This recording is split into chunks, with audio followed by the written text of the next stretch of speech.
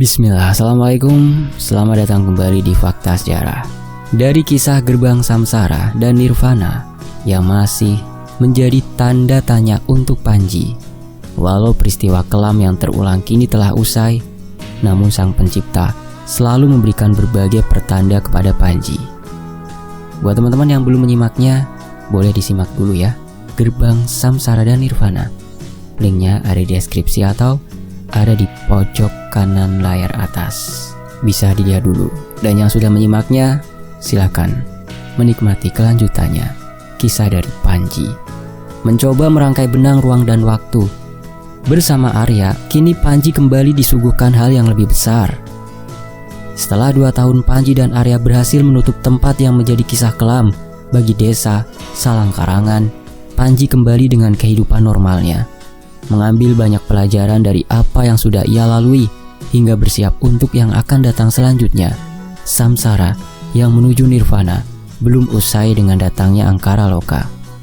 Kisah baru yang membawa Panji kembali terhubung dengan ruang dan waktu astral bersama Arya Adipati Durpa dan Jagadia Reksa bersiap menyelesaikan tanggung jawab baru yang harus Panji selesaikan. Kisah baru dari Panji di Fakta Sejarah dari penulis akun Twitter @mistinim dan Instagramnya _a_mnda.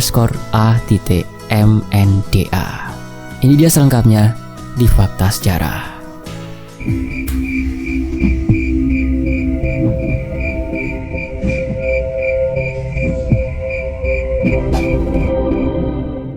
Cahaya arunika dari ufuk timur mulai terlihat menembus sela-sela kamar Panji. Masih terpejam dengan tidurnya, seketika Panji terkejut karena ulah Arya. "Panji, bangun Pan, bangun woi," ucap Arya sambil menggoyangkan tubuh Panji.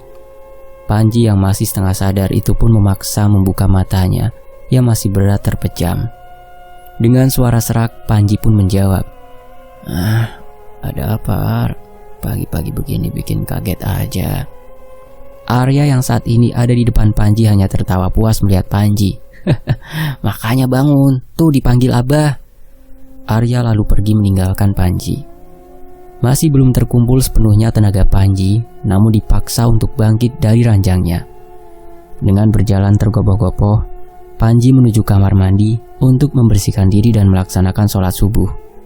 Panji mengingat berbagai kejadian yang terulang dalam mimpinya, seperti membawa pertanda akan ada sesuatu yang lebih besar datang padanya. Mengingat ucapan jelas yang Badarmo katakan kepada Panji tentang sosok nenek tua yang pernah Panji lihat, semua berkecamuk di pikiran Panji. Tak sadar, ternyata Arya sudah berada di luar kamar mandi menunggu Panji. "Pan, kamu mandi atau tidur lagi, ha? Itu Abah nunggu buat sholat subuh berjamaah." Panji tersadar dari lamunannya.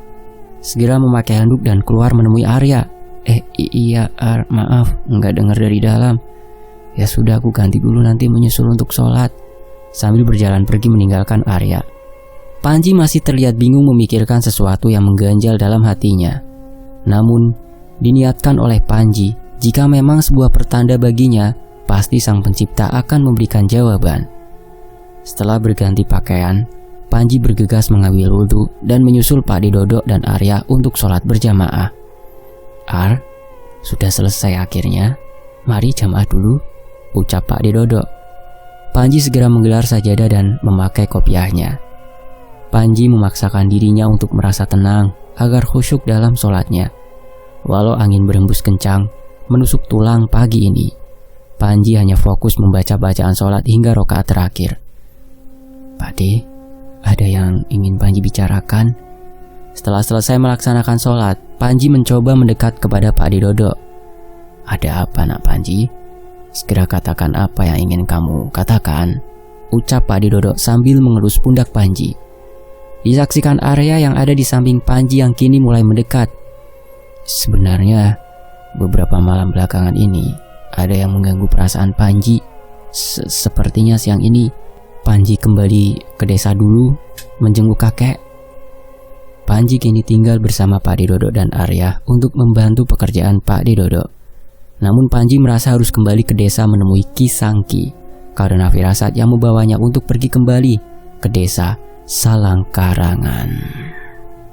Baiklah, siang ini pergilah ke desa bersama Arya, nak. Jawaban dari Pak Dedodo membuat Panji tampak senang, tak sabar bertemu dengan Ki Sangki. Begitu juga dengan Arya yang sudah lama tidak bertemu Ki Sangki sejak Panji tinggal bersamanya. Sembari menunggu waktu siang, Panji menyiapkan beberapa potongan kayu untuk diukir oleh Pak Dedodo. Usaha mebel Pak Dedodo yang bisa dibilang cukup besar membuatnya kewalahan. Itu sebabnya Pak Dedodo meminta Panji untuk membantu usahanya. Setelah beberapa pekerjaan sudah Panji selesaikan, bersamaan dengan waktu yang sudah menunjukkan pukul 13, Panji segera bersiap untuk pergi ke desa Salangkarangan. Sambil membereskan sisa-sisa pekerjaannya, sudah terlihat Arya yang sedang berjalan menuju ke arah Panji. Panji, ayo kita pergi sekarang. Sudah gak sabar ini. Bersiaplah dulu Ar, setelah ini aku menyusul. Setelah selesai membereskan sisa-sisa pekerjaannya, Panji segera bergegas menemui Arya. Tak lupa Panji menyiapkan beberapa baju ganti dan juga beberapa makanan untuk dibawa ke rumah Ki Sangki. Setelah semuanya sudah, Panji berjalan keluar menemui Arya. Sudah terlihat motor tua yang biasanya dikendarai Arya terparkir di halaman rumah. Arya yang masih terduduk itu pun dikejutkan oleh suara Panji. Ar, ayo, aku udah siap. Arya beranjak dari duduknya, langsung berjalan menuju motor tua yang akan dikendarainya bersama Panji. Arya sudah siap berada di atas motor. Disusul Panji yang mendekat, lalu naik ke atas motor. Motor tua itu pun melaju. Begitu kencangnya, Arya mengendarai motor tersebut. Arya dan Panji mulai menjauh dari desa Lamawara menuju ke desa Salangkarangan. Sepanjang jalan, Panji hanya terdiam, melamun, memikirkan sesuatu yang mengganjal di pikirannya. Sesekali Arya menepuk paha Panji, namun Panji tak segera sadar hingga Arya mencubit paha Panji. Aduh, sakit Ar. Subitan Arya membuyarkan lamunan Panji yang sedari tadi memikirkan hal yang mengganjal baginya. Habisnya dari tadi kamu dipanggil gak dengerin Pan, malah ngalamun. Awas loh, nanti kesambet, ucap Arya. Iya ya, maaf Ar, aku tadi gak fokus. Jalanan aspal sudah Panji lalui bersama Arya. Kini mulai masuk ke desa yang mereka tuju, yaitu desa Salangkarangan. Kumandang azan sudah terdengar mengiringi perjalanan Panji dan Arya masuk ke desa Salangkarangan. Desa yang sudah 2 tahun tidak Panji kunjungi itu tidak berubah sama sekali. Masih terlihat asri dengan warga-warga yang ramah, selalu menyambut setiap tamu yang datang ke desa tersebut. Tak lama setelah masuk ke desa Salangkarangan, sudah terlihat di pandangan Panji rumah joglo dengan halaman luas nan hijau. Alhamdulillah sampai juga kita Ar. Yuk, aku gak sabar ketemu kakek, ucap Panji sembari turun dari motor yang dikendarai Arya. Langkah Panji terus diiringi oleh Arya yang berada di belakang Panji. Sudah lama sekali Panji tidak menginjakkan kaki ke tanah kelahirannya semenjak kejadian di Segara Getih. Rumah joglo dengan kayu jati yang masih kokoh itu terlihat di hadapan Panji, seperti membawa Panji ke masa kecilnya bersama keluarga kecilnya yang sudah lama tak dirasakan Panji. Tok tok tok. Assalamualaikum kek. Ini Panji sama Arya datang. Tak berselang lama terdengar suara langkah dari balik pintu yang diketuk Panji. Pintu dibuka begitu pelannya. Dari balik pintu sudah terlihat perawakan Ki Sangki dengan kulit keriput tuanya, namun tetap terlihat sehat dan bugar. Waalaikumsalam. Alhamdulillah cucu kakek datang juga, ucap Ki Sangki memeluk Panji. Tak terasa air mata menetes mengenai kulit tuanya itu. Masuklah dulu, sudah waktunya sholat duhur. Sana segera sholat dengan Arya, ucap Ki Sangki sembari melangkah masuk ke dalam rumah. Panji tampak begitu senang melangkahkan kaki lagi ke rumah yang sudah lama tak ia kunjungi. Begitu juga dengan Arya.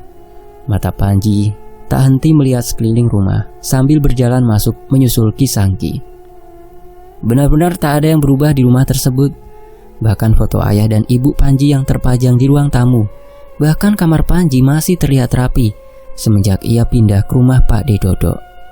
Yuk, sholat dulu Ar, keburu habis waktunya, ucap Panji sembari berjalan hendak mengambil wudhu.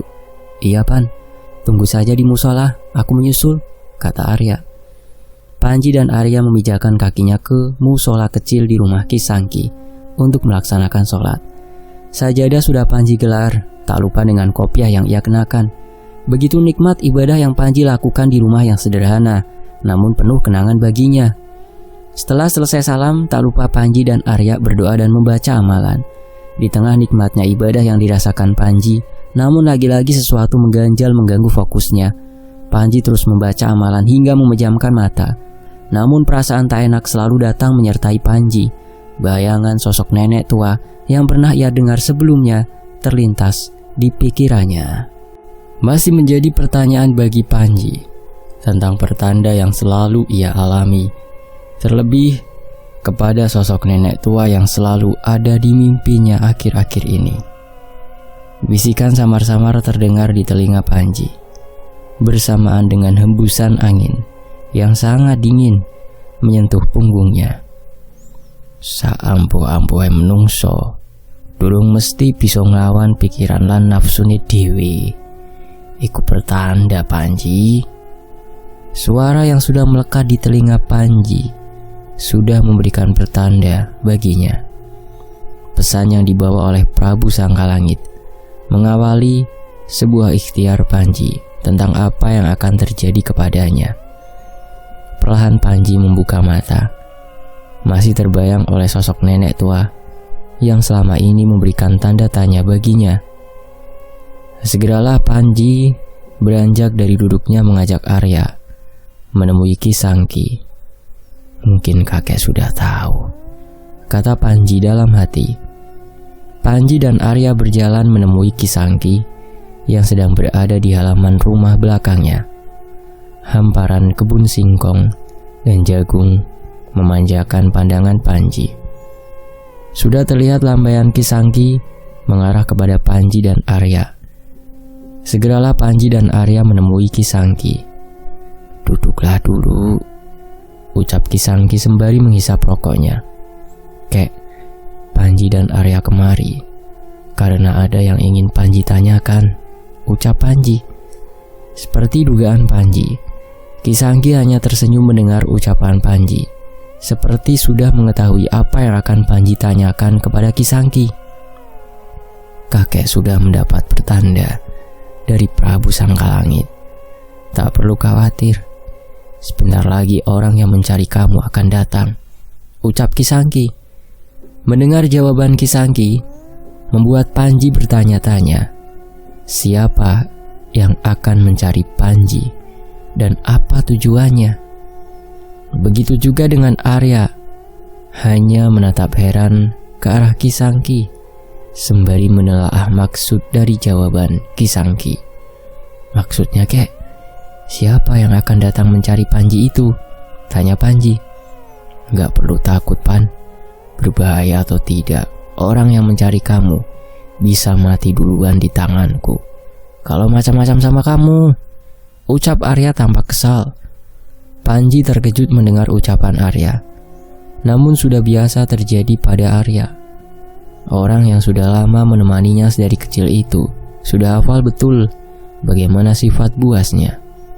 Tak lain untuk menjaga Panji semata. Ki Sangki tak memberi jawaban apapun tentang siapa yang akan datang kepada Panji. Seperti bermain tebak-tebakan, beberapa pertanyaan berkecamuk di pikiran Panji, membuatnya merasa semakin tak tenang. Arya yang melihat Panji gelisah hanya mengelus pundak Panji seperti memberi isyarat semuanya akan dilalui bersama Arya. Mak ya, nama sosok nenek tua itu Panji, usap Ki Sangki. Entah bagaimana Ki Sangki bisa mengetahui nama sosok nenek tua yang menghantui Panji. Namun dari jawaban Ki Sangki lah yang memaksa Panji untuk menggali, untuk mendapatkan sebuah pertanda selanjutnya. Pikiran Panji begitu bingung tak tahu arah. Namun, bagaimanapun yang akan ia lalui selanjutnya adalah bagian dari Sang Pencipta. Ki Sangki tak mengatakan sepatah kata lagi kepada Panji dan Arya. Hanya beranjak meninggalkan Panji dan Arya yang sedari tadi masih terduduk di bawah pohon mangga milik Ki Sangki.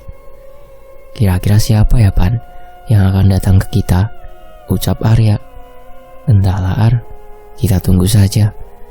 Cepat atau lambat, juga pasti semuanya akan terjadi. Dengan wajah gelisah, Panji menjawab ucapan Arya. Tak ada perbincangan apapun lagi di antara keduanya. Hanya sama-sama merenung, ditemani oleh angin dan kicauan burung camar di sekitarnya. Sesekali, Arya hanya menepuk pundak Panji tanpa berkata apapun. Panji, Arya, kemari. Orang yang mencari kalian sudah datang, teriak Kisangki. Mendengar teriakan Kisangki, membuyarkan lamunan Panji dan Arya. Jantung Panji berdegup begitu kencang mendengar teriakan Kisangki. Entah siapa yang datang kali ini kepadanya, masih menjadi tanda tanya. Segeralah Panji dan Arya beranjak dari duduknya untuk menemui Kisangki. Rasa takut, gelisah, dan bingung menjadi satu di pikiran Panji. Hanya amalan yang sedari tadi ia ucapkan dalam hati yang menjadi bekal Panji. Di halaman rumah Kisangki yang luas, sudah terlihat mobil mewah terparkir. Namun entah siapa pemiliknya. Panji dan Arya berjalan menuju keluar rumah, menemui Kisangki. Betapa terkejutnya Panji melihat siapa yang datang menemuinya. Kawan lama yang tak akrab dengan Panji. Assalamualaikum Pan. Alhamdulillah akhirnya ketemu kamu juga, ucap Daryo sambil menyalami Panji. Tak menyangka ternyata Daryo, kawan lama Panji di SMA, datang menemuinya. Entah apa tujuannya kemari, membuat Arya hanya menatap tajam ke arah Daryo. Sudah, cepat buatkan kopi atau teh, ucap Panji kepada Arya. Arya hanya mengangguk, lalu masuk ke dalam untuk membuatkan kopi. Silakan masuk dulu yuk. Panji mempersilakan Daryo untuk masuk agar bisa berbincang dengan nyaman. Bersamaan dengan Arya yang sudah selesai membuatkan kopi untuk Daryo, masih dengan tatapan sama kepada Daryo, yang membuat Daryo tak berani menatap Arya. Panji hanya menyenggol Arya dan berbisik kepadanya. Sudah tenang Ar, lihat saja dulu. Arya mengangguk dan berbisik kepada Panji. Apa kamu tidak lihat Pan? Ada sosok perempuan dalam mobilnya. Jawaban Arya membuat bulu kuduk Panji berdiri. Entah bagaimana Panji tak melihat sosok yang dikatakan Arya. Namun Panji tetap bersikap tenang agar tidak mencurigakan di hadapan Daryo. Perasaan tak enak yang tiba-tiba muncul sudah Panji rasakan. Melihat sikap Daryo yang mencurigakan, bahkan tak ada angin maupun hujan, Daryo datang mencari Panji. Ada apa yuk kemari mencari aku? Tanya Panji. Tujuanku kesini ingin meminta pertolongan kamu Pan. Tolong, jawab Daryo yang sedari tadi masih tertunduk tidak berani menatap Arya, bahkan Panji. Sudahlah, jujur saja, kamu kesini untuk apa? Bentak Arya. Sudah tenang. Panji berusaha menenangkan Arya yang masih berdiri di sebelah Panji. Emosi Arya yang meluap tak lain karena sebab atau tidak ingin hal buruk terjadi. Namun bukan rasa curiga lagi yang Panji lihat, malah rasa iba melihat Daryo menangis di depan Panji. Sudah sebulan lalu ibuku sakit tidak jelas Pan. Bahkan kakak perempuanku bersikap aneh belakangan ini. Daryo tak melanjutkan ucapannya karena tak kuat menahan tangisnya. Panji segera mendekat ke arah Daryo sembari menepuk-nepuk pundaknya. Memikirkan apa yang sudah Arya lihat, mungkin itu pertanda maksud kedatangan Daryo kembali. Ceritakan saja yuk, insya Allah pasti aku bantu. Kalau sudah menjadi takdirku ketemu kamu, ucap Panji menenangkan Daryo. Aku curiga kakakku dan suaminya melakukan ritual aneh Pan. Malam sebelum ibu sakit, aku lihat mereka berdua mengubur bangkai ayam dan kepala kambing di belakang rumah. Aku tidak tahu untuk apa. Tapi setelah itu ibu jatuh sakit seperti diguna-guna Pan, ucap Daryo. Mendengar ucapan Daryo membuat Panji yakin kalau ada sesuatu yang tidak beres yang sudah terjadi pada keluarga Daryo. Walau Panji belum menemukan jawaban pasti, namun firasatnya mengarah kepada sosok nenek tua yang ia lihat selama ini. Pertimbangan demi pertimbangan Panji pikirkan baik-baik, membuat Panji memutuskan untuk datang ke rumah Daryo keesokan paginya. Ya sudah yuk, besok aku kesana berkunjung. Tetap jaga ibadah kamu. Kabari aku saja kalau ada hal aneh lagi, ucap Panji sembari memberikan nomor teleponnya kepada Daryo. Daryo tampak senang mendengar ucapan Panji. Setelah sekian lama, akhirnya menemukan bantuan juga. Di sisi lain, Panji merasa bahwa takdir begitu cepat membawanya bertemu dengan hal yang berhubungan dengan mereka lagi. Menyusun berbagai pertanda untuk mendapatkan jawaban atas apa yang terjadi. Alhamdulillah, makasih banyak Pan. Nanti datang saja ke desa Sendang Lor besok. Aku pamit dulu ya sekarang, ucap Daryo berpamitan kepada Panji. Mobil mewah yang sudah dikendarai Daryo melaju menjauh dari rumah Kisangki. Lagi-lagi Panji tak melihat apapun yang mengikuti Daryo. Namun Arya melihatnya. Ada lagi kan Pan? Sosok perempuan berambut panjang, tapi kulitnya pucat, ucap Arya. Aku gak lihat Ar. Ya sudah, semoga itu pertanda. Besok kita ke rumah Daryo. Panji pergi meninggalkan Arya setelah menjawab pertanyaannya. Baru beberapa langkah Panji masuk ke dalam rumah. Namun kini disambut oleh sosok wanita berambut panjang dengan wajah yang sangat pucat seperti yang dilihat Arya. Sosok wanita itu terduduk di kursi yang diduduki oleh Daryo tadi. Begitu miris kondisi sosok perempuan yang Panji lihat. Kedua pergelangan tangannya terluka, seperti disengaja oleh orang lain.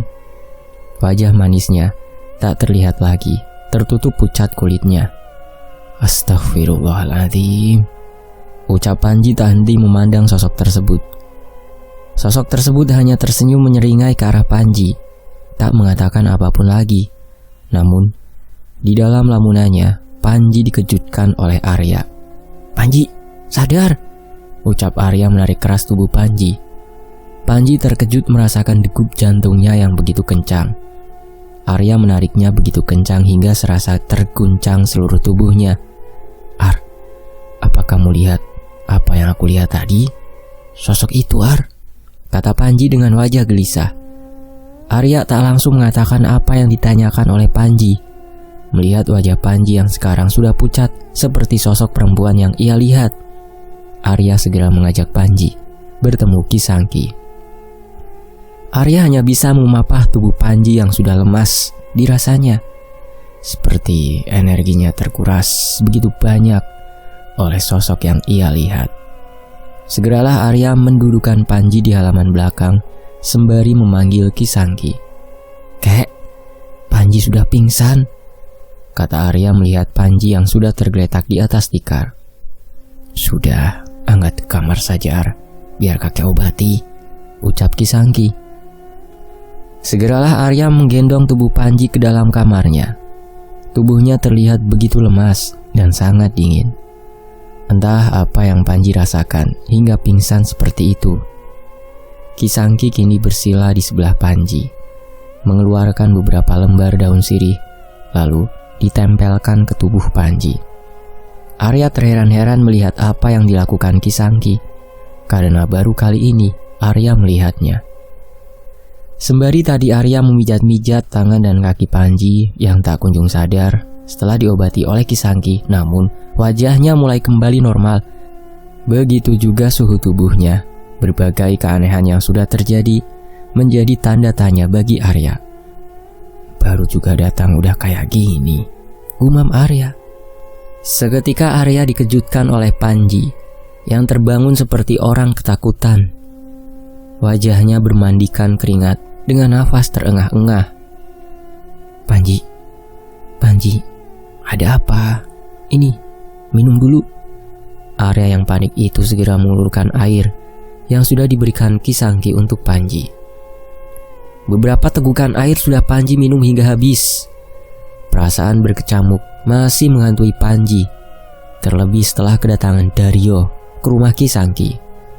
Gawat Ar, kita nggak tahu siapa sosok perempuan itu. Apa hubungannya dengan Mak Yah juga?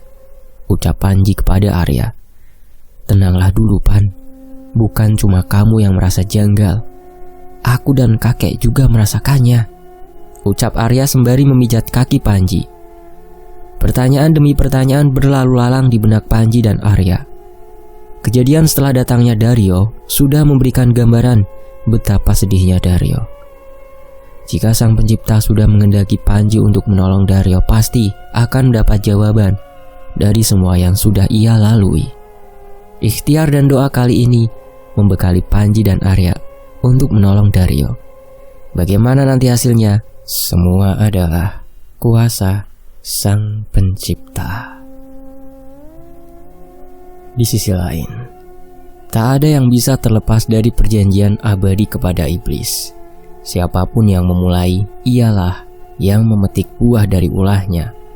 Harta selalu dibalas nyawa. Di Gunung Rinai, matahari mulai turun menunjukkan sandikalanya yang indah. Belum sempat Panji memikirkan apa yang akan ia lakukan selanjutnya. Hanya perasaan gundah menyelimuti hatinya. Bahkan tak jarang Panji hanya melamun memandang kebun yang luas milik Kisangki. Hanya kicauan burung dan desir angin yang menemaninya. Srak, srak. Suara alas kaki bergesekan dengan tanah tak dapat membuyarkan lamunan Panji. Langkah kaki Arya semakin mendekat dengan Panji.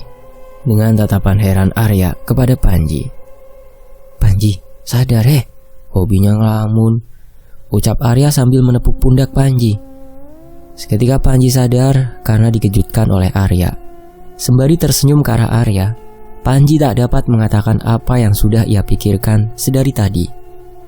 Pikiran yang terlintas ketika hilang begitu saja. Namun Panji masih mencoba mengingat apa yang sudah ia pikirkan. Entahlah Ar, rasanya sangat janggal, keluh Panji kepada Arya. Tenanglah Pan, lagi pula kakek belum memberitahu apapun kan? Jawab Arya menenangkan Panji. Langit sore menemani perbincangan Panji dan Arya. Hingga tak terasa kumandang azan sudah terdengar. Menyadari sudah masuk waktu sholat maghrib. Segeralah Panji dan Arya beranjak mengambil wudhu untuk sholat. Beberapa langkah Panji disusul oleh Arya mulai masuk ke dalam rumah. Dari kejauhan, terlihat Kisangki hendak mengambil wudhu. Nah, ayo segera wudhu, kakek tunggu di musola, ucap Kisangki.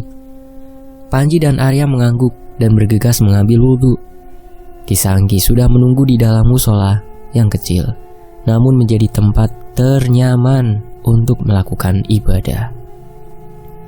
Melihat Kisangki yang sudah menunggu, Panji dan Arya mempercepat langkahnya menghampiri Kisangki. Maaf kek, menunggu lama, kata Arya. Tidak kok, mari mulai, ucap Kisangki. Syahadat dan niat sudah Panji ucapkan untuk memulai sholat. Pandangannya fokus menatap ke arah sajadah.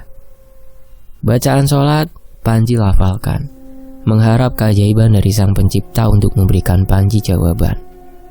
Udara dingin menggores kulit Panji. Begitu juga pepohonan yang bergoyang diterpa angin. Suasana kali ini tak seperti malam-malam biasanya. Angin berembus dari arah wetan, seperti memberi pertanda tentang apa yang terjadi di sana. Begitu selesai melaksanakan sholat, rupanya tak hanya Panji yang memiliki firasat buruk, namun Kisangki dan juga Arya merasakan hal yang sama. Panji, Arya, seharusnya kalian berdua sudah mengetahui firasat yang datang kali ini, ucap Kisangki. Tiba-tiba Kisangki mengatakan hal yang sangat mengejutkan. 3 kepala yang berbeda, namun mendapat isyarat yang sama. Sesuatu yang besar mungkin sedang terjadi bersamaan dengan apa yang dirasakan ketiganya. Gunung Rinai kek, dari arah sana, kata Arya. Ucapan Arya membuat Panji dan Kisangki terkejut. Bahkan Kisangki saja tidak tahu menahu tentang gunung tersebut. Firasat kuat Arya menjadi tanda tanya di antara ketiganya. Dari mana kamu tahu, Ar? Tanya Panji. Ibuku pernah menceritakannya, Panji. Bahkan sudah di Terawang sejak lama, kata Arya. Kisangki menatap tajam ke arah Arya. Entah apa yang sedang dipikirkan Kisangki tentang apa yang Arya katakan. Angin yang semakin dingin menusuk tulang membuat malam itu semakin mencekam. bukan perasaan biasa yang kini mereka rasakan. Namun, semua semakin berkaitan dengan kedatangan Dario. Akhirnya Kisangki memutuskan untuk membicarakan hal tersebut di ruang tengah rumah Kisangki. Panji dan Arya mengangguk, menyusul Kisangki yang sudah berjalan di depan Panji dan Arya. Asap rokok yang Kisangki bakar menemani perbincangan ketiganya. Dengan wajah gelisah tergambar dari wajah Kisangki, sedari tadi hanya mengisap rokok tanpa mengeluarkan satu kata pun. "Kek, apa ini ada hubungannya dengan Dario?" tanya Panji. "Tentu ada," ucap Kisangki sembari mematikan rokoknya. "Maaf Kek," Arya memotong. Tapi Arya yakin itu semua ulah keluarga Dario, ucap Arya dengan nada tingginya. Amarah sudah tergambar pada diri Arya, seperti tidak terima akan apa yang sudah terjadi pada Gunung Rinai. Padahal kebenaran belum terbukti apapun, melainkan hanya firasat buruk semata. "Tenang Ar, jangan menuduh dulu. Lagi pula besok pagi kita juga berkunjung ke rumah Dario," ucap Panji sambil menepuk-nepuk pundak Arya. Suasana perbincangan semakin panas. Di tengah dinginnya malam beradu sepi, Panji terus memikirkan apa yang akan terjadi. Belum sempat ia mendapat pesan dari Prabu Sangkalangit, tetapi baru sehari kedatangan Dario sudah membawa berbagai pertanda yang tak Panji mengerti. Sudah beberapa batang rokok Kisangki bakar bersama Arya, tak lain untuk menenangkan pikiran keduanya. Sedangkan Panji sedari tadi merasa bingung, mencoba memutar otak. Malah makin terasa dengan suara jangkrik di sekitar rumah Kisangki. Tapi tak membuahkan jawaban apapun atas firasat ketiganya. Sudahlah, malam sudah semakin larut. Lebih baik kita beristirahat dahulu, ucap Kisangki yang beranjak meninggalkan Panji dan Arya. Arya masih menatap dengan tatapan gelisah, sembari menganggukkan kepala. Kini tersisa Panji dan Arya saja yang duduk di kursi anyaman tua yang sudah lama terpajang di rumah Kisangki. "Ar, coba ceritakan tentang firasatmu, tentang gunung itu," ucap Panji kepada Arya. Sulit kalau diceritakan, Pan. Dahulu kala, saat umurku 9 tahun, aku ingat betul ibuku pernah bercerita tentang Gunung Rinai. Dan Arya mengambil nafas panjang melanjutkan ucapannya. Ibuku pernah menerawang tentang manusia yang membangkitkan demit yang ada di gunung itu untuk dunia semata. Hanya itu yang aku ingat sebelum aku berpisah dengan ibuku, lanjut Arya dengan mata yang sudah berkaca-kaca. Arya adalah sosok yang selama ini Panji kenal karena ketangguhan dan kebuasannya, namun selalu tak sanggup ketika menceritakan soal masa kecilnya. Kalau itu benar ada hubungannya dengan Dario, kita harus bergegas membereskan semuanya, kata Panji. Arya yang masih menghisap rokoknya itu tak menjawab ucapan Panji lagi. Berkali-kali Panji melihat gelisah dari wajah Arya, yang mungkin sedang memikirkan hal yang sama dengan Panji. "Nah, segeralah istirahat," perintah Kisangki. Mendengar perintah Kisangki yang kedua kalinya, membuat Panji dan Arya segera beranjak dari duduknya. Sambil mematikan rokoknya, Arya berjalan mendahului Panji. "Lelah sekali rasanya," ucap Arya sembari merebahkan tubuhnya. Kasur yang empuk dan nyaman sudah menyambut Panji dan Arya. Rasa kantuk yang terpanggil membuat Panji menyusul Arya yang sudah terbaring di atas ranjangnya. Tak dihiraukan pikiran yang masih mengganggu Panji malam itu. Hanya keinginan untuk segera memejamkan mata yang Panji lakukan. Seketika Panji terlelap di sebelah Arya yang sudah tertidur pulas. Rasa berat di tubuh dan pikiran Panji segera diobati dengan tidurnya. Setelah sekian lama tak menempati kamar yang dahulu selalu menjadi saksi kerja keras Panji. "Pertanda jangan dibiarkan, Panji. Mintalah pertolongan pada Sang Pencipta." Samar-samar Panji mendengar suara Prabu Sangkalangit dalam mimpinya. Keringat dingin mulai membasahi tubuh Panji setelah mendengar pesan dari Prabu Sangkalangit. Tubuh yang memaksa bangun, namun masih dipaksa berada di alam bawah sadarnya. Seketika Panji merasa tubuhnya seperti terangkat. Suasana dingin di sekujur tubuhnya pun mulai dirasakan Panji. Merasa dirinya seperti dibawa meraga sukma, namun bukan Panji yang mengendalikannya. Astagfirullah, ucap Panji dalam hati. Mata Panji terbelalak. Sejauh matanya memandang hanya gelap di sekitarnya. Entah di mana dirinya dibawa sekarang. Seketika Panji mendengar suara benda terjatuh dari balik tubuhnya. Jagadya Reksa, kenapa aku ada di sini? Tanya Panji yang terkejut melihat Reksa yang kini berada di hadapan Panji. Merasa bahwa dirinya benar sedang meraga sukma, kini keringat dingin semakin mengalir, mengguyur tubuh Panji. Prabu Sangkalangit yang membawamu kemari.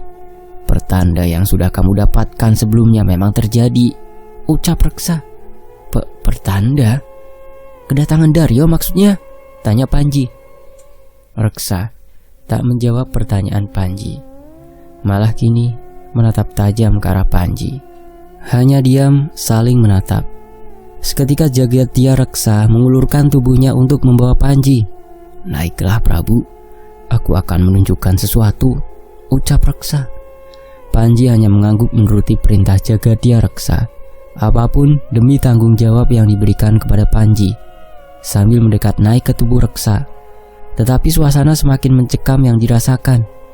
Entah dari mana asalnya, seketika Panji mendengar desir angin beserta suara bambu yang bertabrakan. Disusul suara tangis wanita dan juga suara nenek tua yang sedang tertawa. Begitu cepat Jagadya Reksa membawa tubuh Panji berpindah tempat, yang kini berada di hamparan rumput luas dengan pepohonan tinggi. Desir angin begitu terasa di tempat tersebut, bahkan beradu dengan suara percikan air dan juga bambu. Sejauh Panji memandang, tetapi belum menemukan jawaban atas tempat tersebut. Tempat yang begitu asing bagi Panji, dengan langit malam yang gelap tanpa bintang dan rembulan. Di mana kita berada, Reksa? Tanya Panji keheranan. Disinilah Prabu. Keluarga Daryo mengabdi kepada mereka, jawab Reksa. Mendengar jawaban Reksa, seakan Panji paham dengan apa yang dimaksud. Kedatangan Daryo semata-mata bukan meminta pertolongan kepada Panji, namun membawa Panji ke dalam seluk-beluk angkara loka yang tak ia ketahui. Suara tawa dan tangis terdengar kembali, membuat bulu kuduk Panji berdiri. Kalung merah delimanya kini menyala terang, bersamaan dengan mata Jagadya Reksa dengan sinar kuningnya. Pertanda sesuatu yang berbahaya sudah Panji rasakan. Tak henti-henti mulutnya membaca berbagai amalan. Reksa, apakah tempat ini Gunung Rinai? Ucap Panji mengingat tempat yang sudah Arya katakan tadi. Reksa hanya mengangguk, mengiyakan perkataan Panji. Matanya kembali bersinar mengitari sekeliling Panji. Jantung terasa seperti dipacu, begitu kencangnya. Tak salah lagi, apa yang dikatakan Arya kini sudah terbukti. Tak ingin waktunya menjadi sia-sia, Panji segera mengajak Reksa mencari sumber suara tersebut. Dengan keyakinan kuat dalam diri Panji, yakin bahwa Sang Pencipta akan membantu niat baiknya kali ini. Langkah demi langkah Panji lakukan bersama Jagadya Reksa yang berada di belakang tubuhnya. Namun sudah jauh Panji berlari, tak membuahkan apapun. Suara yang ia dengar selalu muncul dan menghilang sendirinya. Reksa, apa maksudnya ini? Aku tak paham, ucap Panji dengan nafas terengah-engah. Memang menyesatkan. Jalan kita sudah disesatkan, Prabu, jawab Reksa yang kini memutari tubuh Panji, membentuk lingkaran di sekitar tubuhnya. Tak mengerti apa yang sedang dilakukan Reksa, seketika cahaya begitu terang muncul dari atas langit hingga Panji tak dapat melihat cahaya tersebut. Cahaya yang begitu cepat datang dan menghilang membuat Panji terkejut. Menyadari dirinya dan Jagadya Reksa sudah berpindah tempat lagi. Tempat yang kini merupakan hamparan tanah luas dikelilingi pepohonan. Namun yang membuat Panji terkejut adalah apa yang ia lihat di hadapannya. Sebuah punden berundak berukuran sangat besar berada di tempat tersebut. Panji semakin dibuat kebingungan tentang apa yang sudah ia lihat dan ia lalui. Merasa semuanya memiliki hubungan satu sama lain, tapi sangat sulit untuk dimengerti. "Tempat apa ini, Reksa?" tanya Panji. "Pemujaan. Angkara Loka menguasai manusia," jawab Reksa. Mata Panji hanya memandang ke sekeliling punden berundak tersebut. Berbagai sesajen tertata rapi bersama dupa yang hampir habis terbakar. Tak mengerti mengapa ada hal tersebut di Gunung Rinai menjadi tanda tanya besar bagi Panji. "Maksud kamu, keluarga Daryo juga melakukan pemujaan di sini?" Dengan suara ketakutan Panji bertanya. "Benar, Prabu. Keluarganya sudah mengabdi sejak lama. Tinggal menghitung siapa penerusnya," jawab Reksa. "Apa yang harus aku lakukan, Reksa?" Dengan berbagai pertanyaan dalam pikirannya, Panji mencoba mencari jawaban atas apa yang akan ia lakukan. Namun tak ada jawaban lagi dari Reksa. Entah karena tidak tahu atau tidak diperbolehkan menjawab pertanyaan yang Panji tanyakan. Dingin di sekujur tubuhnya mulai terasa kembali. Cahaya yang begitu terang membawa Panji kembali ke tubuhnya. Masih dengan berbagai pertanyaan tersimpan tak sempat Panji tanyakan. Namun tetap dengan keyakinannya bahwa Sang Pencipta selalu memberi jalan untuknya. Perlahan Panji membuka matanya yang masih berat ia rasakan. Tidur yang seharusnya menjadi obat dari lelahnya malah menjadi beban untuknya. Energi Panji sudah terkuras, hampir habis karena meraga sukma. Bersambung, nantikan bagian berikutnya hanya di Fakta Sejarah. Demikianlah bagian pertama Angkara Loka dari @mistinim akun Twitter. Saya pamit, wassalamualaikum warahmatullahi wabarakatuh.